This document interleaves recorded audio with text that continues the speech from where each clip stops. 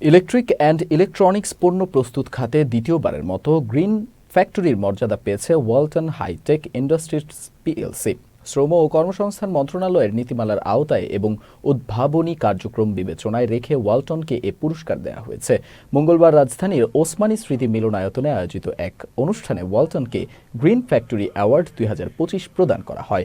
অনুষ্ঠানের প্রধান অতিথি শ্রম ও কর্মসংস্থান এবং নৌপরিবহন মন্ত্রণালয়ের উপদেষ্টা ব্রিগেডিয়ার জেনারেল অবসরপ্রাপ্ত ডক্টর এম শাখাওয়াত হোসেনের কাছ থেকে গ্রিন ফ্যাক্টরি অ্যাওয়ার্ড ২০২৫ এর ক্রেস্ট ও সনদ গ্রহণ করেন ওয়ালটন হাইটেক ইন্ডাস্ট্রিজের additional managing director Mohammad Yusuf Ali. শ্রম ও কর্মসংস্থান সচিব AHM শফিকুজ্জামানের সভাপতিত্বে অনুষ্ঠানে বিশেষ অতিথি ছিলেন শ্রম এবং গৃহায়ন ও গণপূর্ত মন্ত্রণালয়ের উপদেষ্টা আদিলুর রহমান খান।